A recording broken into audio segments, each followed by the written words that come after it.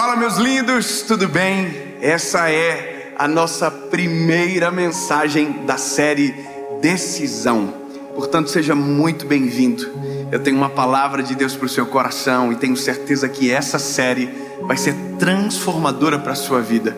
Durante 8 semanas nós temos um encontro aqui no canal às 7 horas da manhã, todas as segundas-feiras. Aliás, se você ainda não é inscrito no canal, se inscreva, ativa o sininho, porque toda segunda-feira tem mensagem. E claro, antes de terminar o vídeo, eu faça isso agora já, curte a mensagem, comenta e depois manda para todo mundo que você puder. Afinal de contas, quanto mais pessoas ouvirem e assistirem, melhor. Vamos fazer o seguinte, vamos para a mensagem.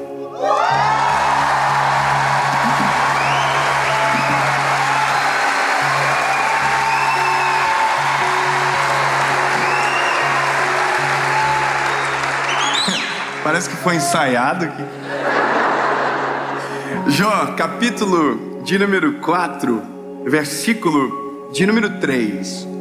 Esse texto vai nortear a nossa caminhada sobre um sentimento, uma palavra que sufoca muita gente, que já me sufocou durante um tempo, e que se a gente não cuidar, vira recorrente na nossa história, nos aprisiona, cega os nossos olhos, que é a palavra desânimo, que é muito mais do que uma palavra, é uma sensação que nos rouba a fé, a esperança e tira o brilho dos nossos olhos.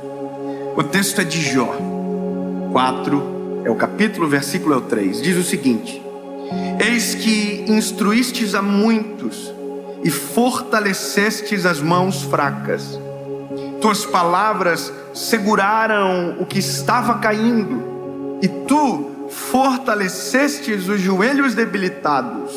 Mas agora isso vem sobre ti e te enfraqueces. Ela toca em ti e te perturbas.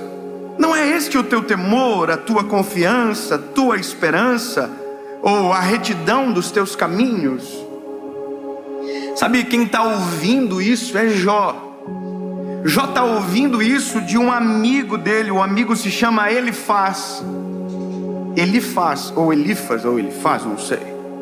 Só sei que é esse amigo que está olhando para Jó, depois de todo o cenário de calamidade da vida dele, dizendo: peraí, você, pelo que eu me lembro, tinha palavra para todo mundo. Quando alguém estava caído, você tinha palavra para que aquelas pessoas se levantassem. Quando aquelas pessoas estavam tristes, você trazia o ânimo. E agora que você está caído, as tuas palavras não servem para você? Eu não sei como vocês entendem isso, mas já parou para observar que tem coisas que a gente só acredita com os outros? Tem coisas que a gente só acredita para alguém, mas não sobre nós. Que existem palavras que a gente é profissional em dizer sobre a vida dos outros, mas que quando chega na nossa vez de crer, na nossa vez de viver, a gente não consegue acreditar de verdade. Ou seja, me parece que às vezes a nossa fé só é funcional quando é o outro que está por problemas, mas quando é na nossa vez, tudo o que nós cremos, a gente esquece. E é sobre isso. É sobre um sentimento que rouba a fé, que rouba toda a nossa pregação. E isso é muito perigoso, porque pregamos lindamente, mas quando é na nossa vez, nenhuma palavra pregada serve para nós. E é isso que eu me deparo nessa história, e que de verdade, de maneira humilde, reconheço que já me deparei na minha vida também. No dia que nenhuma das palavras que eu havia pregado serviriam para mim. De tudo aquilo que eu cria para aquele momento, parece que não era para mim, mesmo sendo completamente direcionado para o meu coração.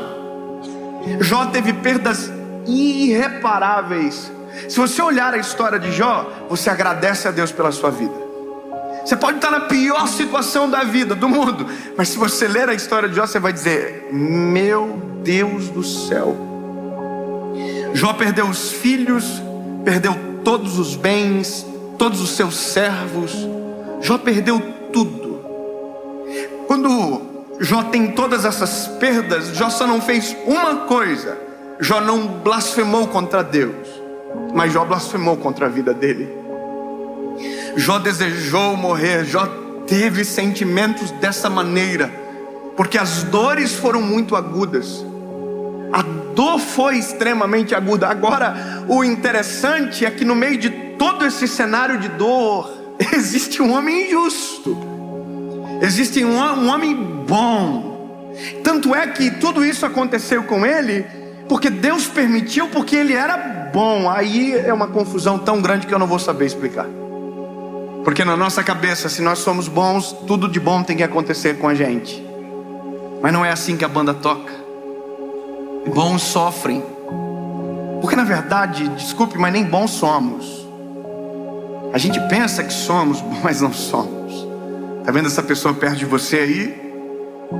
Ela é ruim.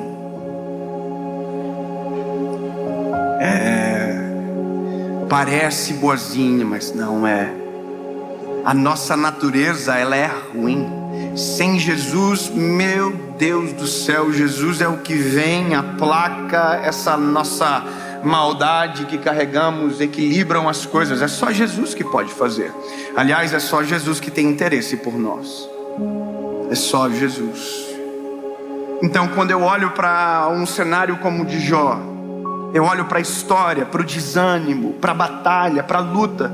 De verdade, eu confesso que se fosse a gente não ia saber muito o que dizer. Confessa, como que eu chego para uma pessoa que perdeu tudo e digo: olha, eu até nem sei o que eu vim fazer aqui.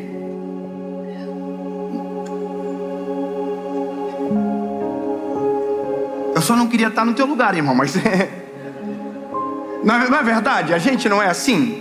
Agora, por quê? Porque aqui a gente está falando de algo muito grave.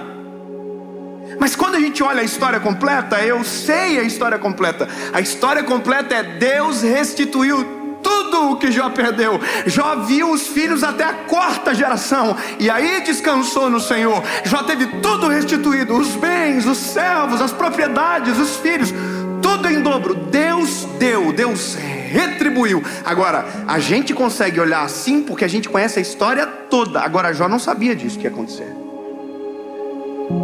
Você entende? Jó não via o todo, Jó via parte da história.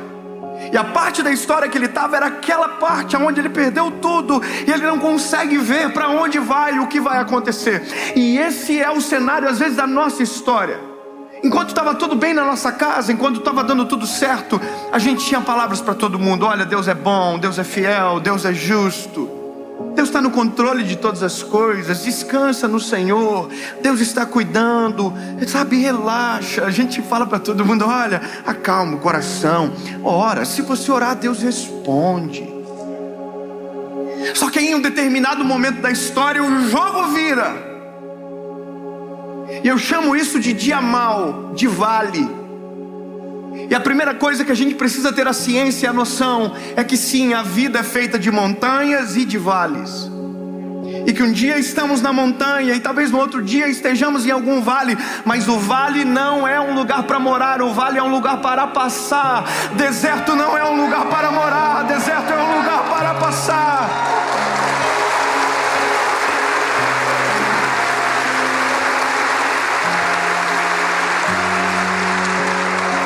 Quando entendemos isso, o nosso olhar está fixo no Senhor. A gente entende que é passageiro, passageiro, passageiro, passageiro. As dores deste mundo são passageiras, as angústias passageiras, tudo é passageiro. Há uma coisa que é eterna: a nossa vida com Deus, para sempre. Isso é eterno. O problema é o dia mau. O dia mau é o problema, porque quando nós chegamos, tudo que vivemos antes, todas as bênçãos, todas as provisões, todos os milagres podem ser esquecidos numa fração de segundos. E é nesse momento que Jó está sentado ao chão, eu imagino lá muriando-se, quando um amigo olha para ele e diz a verdade: irmão, peraí, não estou te entendendo. Quer dizer que quando era com os outros você tinha palavra, e agora que é com você, você está aí caído.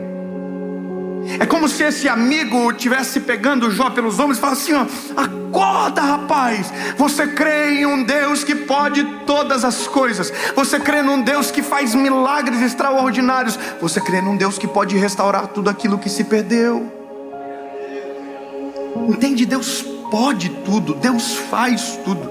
E aí a Bíblia conta a passagem completa de Jó. A história continua. Eu chamo isso de imagem completa. Imagem completa porque às vezes nós olhamos a vida assim, coladinhos na parede, e não conseguimos ver o todo. A gente não consegue ver a razão do porquê estamos vivendo o que estamos vivendo, sabe? E aí de repente a história avança, a gente vê o todo e a gente olha para trás e diz o quê? Ó, agora faz todo o sentido. Não é verdade? Sabe, é esse painel de LED aqui, tá vendo? Você vê uma imagem bonita aí de longe, mas eu que estou um pouquinho mais perto, eu consigo enxergar pixels dessa imagem.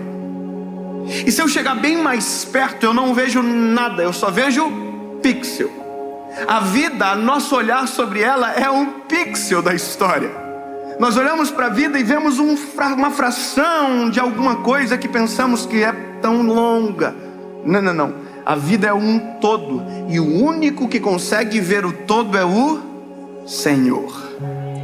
A gente às vezes não vê o todo sobre amanhã, mas já conseguimos ver o todo sobre um ano atrás, sim ou não?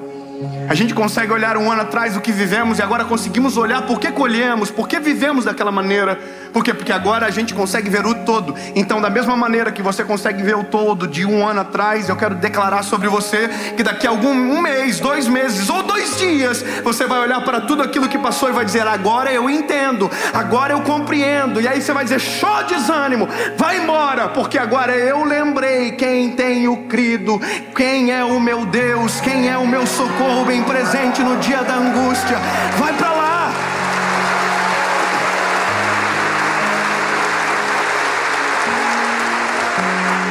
Porque o sentimento de Jó, de verdade, não é a ausência de Deus que causa. Esse sentimento em Jó não é a ausência de Deus, não, é o acréscimo de um sentimento: desânimo. E o desânimo me faz imaginar que Deus está ausente. Entendeu? Deus nunca está ausente, mas o desânimo me faz crer que Ele está ausente. O medo me faz crer que Ele não está na história. Medo e desânimo se confundem em algum momento. Diferença é que o medo me faz correr muitas das vezes, e o desânimo sempre irá me paralisar em alguma parte da história. Eu chego aqui a nossa realidade, para nós. Quando o dia mal bate na nossa porta, quando a história difícil acontece com a gente.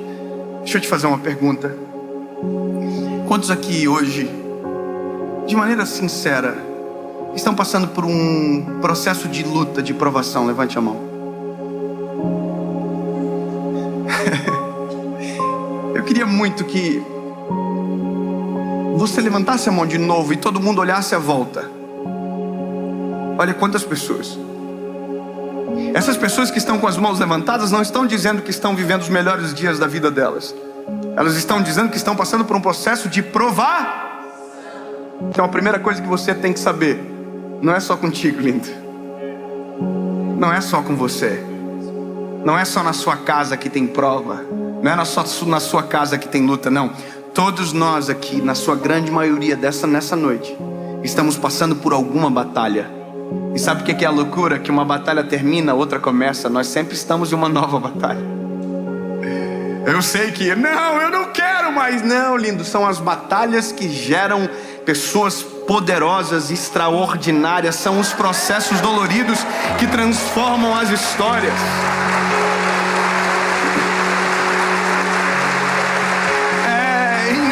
Do ser humano. Eu queria muito chegar aqui e dizer: olha, depois que você aceitar a Jesus, você não vai ter mais nenhum problema. Se você reconhecer Jesus como seu Salvador, a sua vida vai ser um mar de rosas e uau, ninguém vai ficar doente, ninguém vai cortar a sua frente no trânsito, vai ser tudo lindo. pessoas vão passar por você e vão dizer bom dia. Não, lindo, esse é um sonho, mas a realidade não é assim. Aceitar a Jesus, crer em Jesus, ter Cristo como nosso amigo, companheiro, não nos livra da batalha, mas nos livra na batalha. Não entendeu? Eu vou melhorar. Não nos livra da, nos livra na. Peraí, como assim? Porque se ele livra da, eu nunca saberei do que estava perdendo para poder agradecer. A confusão é mais ou menos assim, eu não sei o que pode. Não. Agora quando eu me livro na, eu saio da batalha muito mais forte para enfrentar qualquer outra tempestade, porque eu vou poder dizer assim: olha, eu tenho um Deus presente na batalha. Ouve a minha oração. Sabe, é a loucura da vida. É difícil tentar explicar, mas é assim que a gente tem que crer, porque essa é a realidade. Eu tenho 31 anos de idade. Parece menos? Oh, obrigado, Jesus. Vocês não sabem nem disfarçar. Mas escute isso aqui. Eu aceitei Jesus com 19 anos de idade. Eu tinha 19 anos quando eu me choquei com o Criador. E sabe qual é a loucura? Foi um dos piores dias da minha vida. Foi muito dramático. Eu já contei essa história muitas vezes. Foi o pior dia. Mas ao mesmo tempo que foi o pior dia, também foi o melhor dia. Porque foi quando eu me conectei com o Criador e a minha vida mudou dali para sempre. E aí eu aceitei Jesus e a minha vida mudou. A pergunta é, ou a constatação, é que naquele momento criou-se talvez uma expectativa que não haveria mais sofrimento na nossa casa. Aparentemente é isso que muitas de nós pensamos. Agora acabou. E não acabou. Não acabou, porque as batalhas, elas permanecem, elas continuam. Os problemas vêm. Só que agora a perspectiva de resolução de qualquer problema é totalmente diferente. A forma de ver as coisas mudou completamente. Agora a gente vai ter uma filha, a Serena, vai nascer agora. Mas eu sei o que é experimentar a perda de um filho. Sabe, tem coisas que nós vivemos que ficou dentro da nossa casa, mas eu sei o que é ter dor. E todos nós aqui sabemos. Agora a única coisa que nós não podemos deixar acontecer é sermos paralisados pelo desânimo para roubar a nossa fé. Porque o desanimado, meu lindo, ele é extremamente perigoso. Sabe por que ele é perigoso? Porque ele pode dar um fim naquilo que era apenas o começo. O desanimado, ele pode perder a fé naquilo que Deus estava prestes a agir. Ele pode abandonar tudo, sendo que estava prestes a ser transformado. Porque de repente a gente diz: oh, por que tudo isso acontece? Só comigo? Você já viu, não é só com você, é com muita gente. Então o desânimo precisa ser vencido. O desânimo precisa ser mandado embora. E eu ouvi uma expressão que marcou o meu coração. O desânimo é como uma areia movediça. Você já viu aqueles filmes que aparecem um cenário de areia movediça? A pessoa pisa e ela começa a afundar. Você já viu isso, sim ou não? E aí ela vai afundando, e ela sozinha não consegue sair daquele lugar.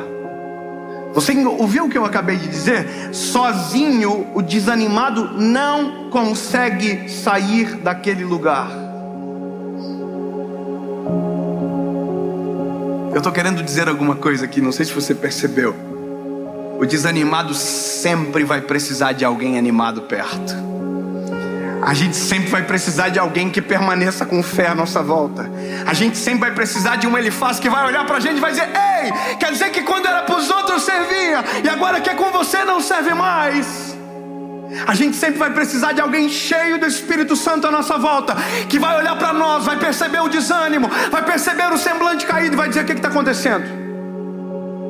Qual é o teu problema? Levanta a cabeça, eu vou orar com você. Eu não vou deixar você desistir. O desânimo vai ser vencido no nome de Jesus. Acorda, sacode a poeira, sai dessa situação. Sabe o que é isso? É a mão de alguém cheio de Deus arrancando você da areia movediça do desânimo. É dizendo: sai fora, você não vai afundar mais, não na minha frente, levanta, sai.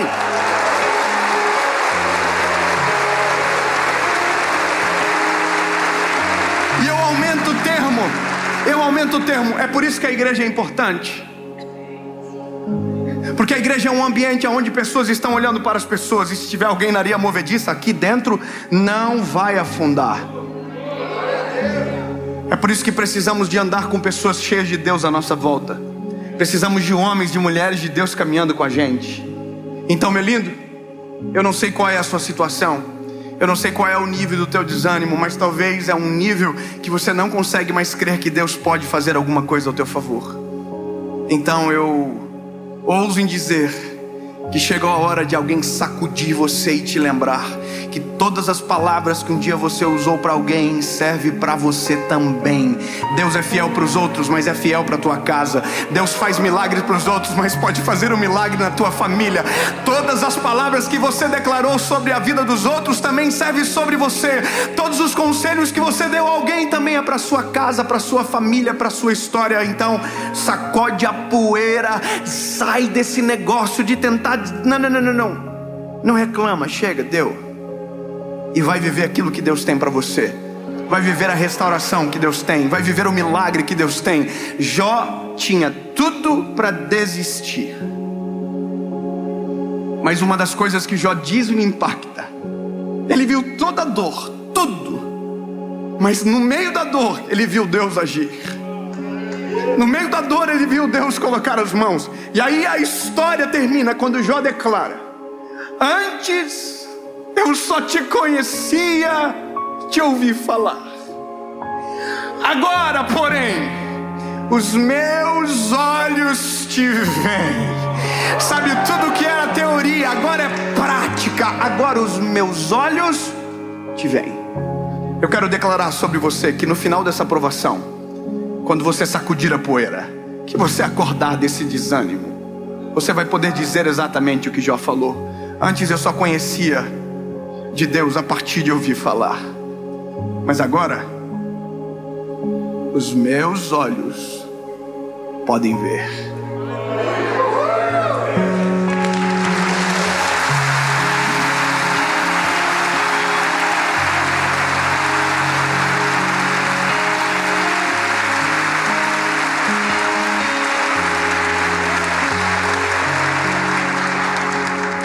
Eu queria poder ter tempo de contar para vocês todas as vezes que Deus me socorreu, todas as vezes que Deus enviou anjos para nos tirar do desânimo. São tantas as histórias, mas a prova que elas aconteceram e deram certo é porque eu estou aqui continuando. Estou aqui pregando a palavra. Só que eu não posso esquecer que tudo que eu estou falando para vocês tem que servir para mim também. Jesus tira-nos do desânimo, nos deixa fraquejar a nossa fé, encoraja-nos a viver a tua vontade.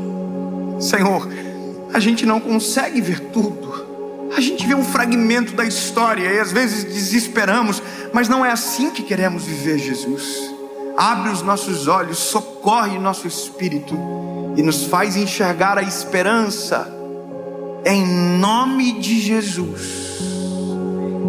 Que agora, Senhor, dentro dos lares, onde tiver alguém assistindo, que seja socorrido pela tua presença, e que o brilho nos olhos volte, e que uma luz no fim do túnel apareça, em nome de Jesus. Amém.